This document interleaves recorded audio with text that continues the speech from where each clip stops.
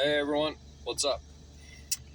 I would like to talk to you today about God's chosen ones and how to possibly discern if you could be a chosen one or if maybe someone you know is a chosen one. Okay? And I'm going to sum it up real quick right off the rip in case anyone don't want to hear me ramble for 20 minutes. There's no way of knowing for sure. Been seeing a lot of videos on YouTube lately about God's chosen ones and what and this and that, how to tell. And everyone I see is talking like they know for sure they're a chosen one. Okay? And nobody does. Bottom line is nobody's gonna know until that time comes who the chosen ones are. But I want to talk to you today about why I feel like I could be a chosen one. Okay? There's multiple reasons, and I may not touch on them all, but I'm going to try to refrain from saying but and so much. I tend to do that. So this story goes back to about 2001. It starts with a guy I used to work with at the time doing seamless gutters on houses. Did that for quite a while with him. So he got harassed one day. I can't say harassed. He probably deserved it in this case, but he was riding his four-wheeler around with his daughter on it and got pulled over by a state park ranger because at the time he lived right across the street from a pretty big state park in Northeast Ohio here. And actually the guy was pretty fair with him. Little did the park ranger know that the guy is a crackhead, but that's neither here nor there. So we had heard stories prior to him getting harassed about this state park ranger, how he was going around violating rights and harassing people. Come to think of it, this could be a dual purpose video on how to stand up for your rights and also if you're a chosen one. So up to this point I still hadn't encountered the guy yet. I had encountered the previous park ranger and he wasn't as bad. The previous park ranger pulled me over one night. State park ranger, I might add, because that's fairly important because my ex-brother-in-law, or my almost ex-brother-in-law, was a local park ranger, a county park ranger. And he's a great dude. He's still actually, I believe, still with them, but he's close to retiring. And Larry's a great dude. Larry would never violate someone's rights. He was always fair with the people he had to encounter. Larry's a great dude. That's the county park ranger. So now back to the state park rangers. So the one that pulled me over the one night for the tinted windows, he kind of harassed me a little bit. But when I told him where I was coming from, which was actually my sister's place and the county park ranger's place, he lightened up on me a little bit and said, well, you might want to get that taken care of. I'm like, yeah, whatever. So, on to a year or so later, one day I left work and wanted to go. I bowled league 5 nights a week in 4 different bowling alleys at that time. I was really big into bowling. And I got off work, was going to the bank next town over to cash my check, and then I had to go into the next county to where I was bowling league. And I go by the state park, and the state park ranger was sitting there at the entrance getting ready to pull out. And, I was doing 51 and a 50, really not doing nothing wrong. Oh, yeah, I got to back it up for a second. I was driving my dad's car because I had told my car that I had. And my dad was an over-the-road truck driver, so my dad just kind of helped me out and said use it as you need. So going by the state park. I seen him sitting there, and I'm like, okay, well, we'll see what happens. Sure as shit, I go by, and he pulls out behind me. Within a quarter mile, he had me pulled over. And he comes up to the car, and I look at him, and I said, hey, how you doing today? All right. And I said, hey, why'd you pull me over? He goes, well, you ain't got no front license plate, and your windshield's cracked. I think there was another small thing, too, but I don't remember. Maybe it was my dad's tinted windows, because I think my dad had tinted windows on his car at that time. And I looked at him, and I said, dude, ain't you got a park to patrol? And he grabs his belt. Says, what's your problem with law enforcement? I said, dude, I don't have a problem with law enforcement. The state troopers, the local deputies, and even the local police department in that area at the time would not have pulled me over for what you pulled me over for. And he insisted on keeping me there, and he asked me to step out of the car, and I was like, you know what, I'll entertain this guy for a minute. I'll get out of the car. So I got out of the car. We go in between his patrol car, which was a Dodge Durango at the time, and my dad's car. So we're standing there, and he's like, so what's going on? What's going on? And I said, dude, I'm going to the bank to cash my check so that I can go bowl on league. Okay? And I said, you are going to make me late if I don't get out of here real soon. And that ain't okay with me. And I said, so here's what I'm going to suggest to you. I said, you better get your ticket book out and write me a ticket for my father's car for the cracked windshield and no front plates. Or I'm going to leave. I'm going to go walk to that car and get in it and leave. And he didn't get his ticket book out. He stood there and looked at me for a few seconds, and I didn't even say nothing. I turned, walked towards the driver's door, got in it, and left. Left him standing there. Okay? He didn't come chasing after me. He had no right to. And at that time, I really wasn't really familiar with all of my rights. I was just going off of my God-given right and the Constitution, okay? And so, fast forward probably close to a year, right around a year later.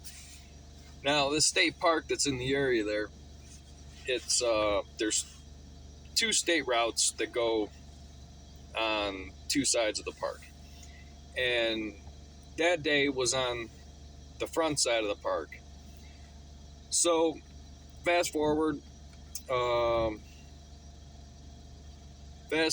had a little S10, Chevy S10 pickup truck that was pretty cool looking.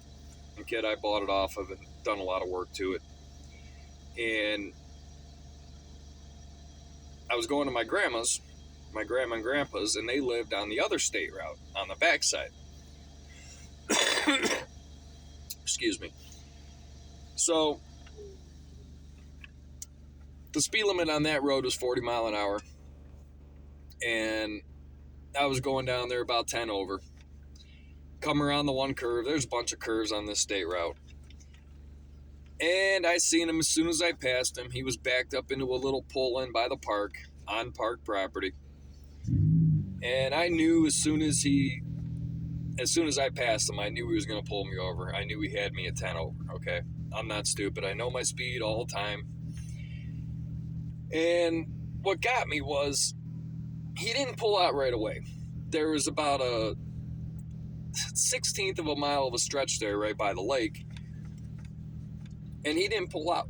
He waited until I was at the next curve to pull out. I seen him start to pull out as I was going around the curve.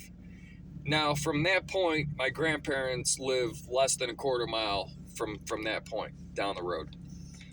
So I said, screw this guy. I'm going to my grandparents. If he's coming after me, he's going to have to pull in to my grandparents' property. Sure as shit, I get around that last curve by where my grandparents live. And just as I went by the last place where I could have pulled in before my grandparents, Here he comes, speeding with his red and blues. And I was like 500 feet from my grandparents' driveway, actually the yard. There's a pull in the yard, and then there's a driveway. So I just pulled into the yard. Thank the good Lord. Thank you, Jesus. Thank the good Lord that both of my grandparents were outside in the yard. My grandmother was cutting asparagus in the asparagus garden, and my grandfather was cutting the grass. Thank God, because that saved me right there. If they wouldn't have been out there, this guy would have violated me big time. I highly doubt he would have just wrote me the ticket like he did. So anyways, pull in. He pulls in behind me. I walked up. I get out of my pickup truck. I walk towards his Durango. Said, hey, how you doing? And he goes, good. Or he goes, hey, he goes, I got you 10 over. And I said, yeah, I know. Go ahead and write the ticket. Said, I'm going to go pet my dog and feed my dog real quick. And at that time, my grandpa pulled up on the tractor. My grandfather was a character, man. My grandfather lived such a good life, such a good man. Didn't take no shit from nobody. This man jumped out of airplanes in World War II and over the Southeast Asian islands. My grandfather was one hell of a trooper. And just an all-around great loving man, too. He loved his family and whatever. So, okay, Grandpa pulls up on his lawnmower, shuts off the tractor. Sits back, crosses his arms, looks at that park ranger, looks at that state park ranger, and goes, get the hell off my property. What happens next, I believe, sealed this guy's fate. Okay? He looked at my grandfather, and he goes, sir, shut the hell up or I'm going to take your grandson to jail for fleeing and eluding. Now, let me tell you, I hardly fled, and I definitely wasn't trying to elude him, okay? There was neither of the nor. Neither or. And I just kind of looked at Grandpa, and I was like, Grandpa, just let him write me the ticket and let him get the hell out of here. But still, to say that to that man on his property, I swear, sealed this guy's fate. And I don't want to badmouth the guy too bad because, God bless the dead, okay? And this guy had to deal with his own judgment from God. He probably had to answer to God directly for that. But anyways, you probably already know where I'm going with this, but let me get there. So the guy writes a ticket, goes on his way, okay? Now, did I mention, I think I started making this video before and then I ran out of storage space. So this was a state park ranger. My sister at the time was engaged to a county park ranger. And my sister's ex-fiance was such a great dude. He'd stand up for anybody, any point in time. He never harassed anybody. He would always give people a fair chance, whatever. So, I think it was probably a year later, maybe less than a year later, Larry comes to me one day. That was my sister's ex-fiance's name. And he goes, you ain't gonna believe this. So, Larry had to go to this class in Columbus, in Ohio. He had to go to this class to train different branches of law enforcement on some drug activity and some alcohol activity, whatever. And come to find out, the guy that was leading this class, teaching this class, was the state park ranger from those two encounters that I had. It was him. And you would not believe this story that Larry gave me about this guy and what he said about me and that interaction on my grandparents' property. He gave this whole fabricated story about how I ran from him, sped into the yard, jumped out of my truck, ran inside, and hid my drugs. Okay? Oh yeah, that's what he said. Now, if that were the case, I would have been in handcuffs. Okay? Bottom line. If he had proof that I had drugs, if he had proof of anything of that nature, and even if he could honestly prove that I fled and eluded him, I would have been in jail. Bottom line, I would have been in cuffs. And not to mention, I would have had a giant lawsuit against the state of Ohio. Looking back, hindsight being 2020, kind of wish, whatever. So, oh yeah, so this guy said that I pulled in, ran and hid my drugs, got my dog out of the cage. I had a German Shepherd at the time. And this whole fabricated story. I was fucking just flabbergasted. Absolutely flabbergasted. I was pissed. And Larry was like, just let it go, And I stewed. I stewed for a long time, and I still kind of stew about it. Not really. Because God always gets his justice. You can't beat God. You can't beat God's plan. Whatever that may be for me or for you, you can't beat God's plan. You can't outsmart God. Anybody watching this that thinks you're going to outsmart God, you got another thing coming. God knows what's in our minds, and God knows what's in our hearts. He is the Almighty for that reason, okay? So, fast forward, I want to say it was probably 2 years. Let's see, that interaction with him was probably 2003, and I want to say it was probably like 2005, 2006, and I looked it up not that long ago. I just don't remember the date exactly, but so I was at this local convenience store one day getting a coffee, and the guy that worked there was real buddy with that state park ranger. This guy that worked at that store loved this guy. And I told Jimmy exactly what had happened, but Jimmy still chose to believe the park ranger that I was some bad villain, whatever. Okay. So, take my hood off here for a second. So Jimmy was tore up, and he goes, dude, you hear about Donovan? And I was like, no. I can't remember if Jimmy told me or someone else told me. So there was 3 state parks in Northeast Ohio that this guy patrolled. The one in my area, the other one is a big drug place, okay? The other one, there's a state park, and then right next door, there's this private camp where all the druggies go, and you pay to get in, and tons of drinking. They had music festivals there, whatever, okay? So that's where this guy usually spent most of his focus on. And the other town where I lived, there was a lot of drug activity in the area too there. I can't lie. But so here, come to find out, in transport from park to park, this guy got hit head on by a guy that fell asleep at the wheel and killed this park ranger. This park ranger perished, I believe, on site, unseen.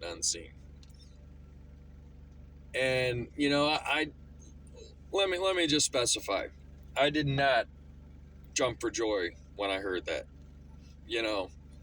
I couldn't help but feel a little bit justified, but I just don't wish that type of stuff on people. And this guy had it out for me. This guy really had it out. He had an opinion on me, and that was it, man. He wasn't going to stop until he could prove it. And I truly believe that was God protecting me. I truly believe it, because the series of events and how it went just couldn't have been any more crazy, okay? I truly believe that God was showing his divine interaction. Don't screw with my people that I have a plan for, okay? Now that may not be saying that I'm a chosen one, but God's got a plan for my life at some point in time, okay? I believe that time is rapidly approaching. And that's part of the reason why I'm doing this video and putting this out here, okay? Now, I'm sure everyone's got their different stories and things of that nature on why you may believe whatever. If you're chosen, if you're protected. But I truly believe that God has his hand over people that he has a plan for. And God pity the people that try to knock his people off of his plan. You will not succeed in beating God. Nobody will. God wins.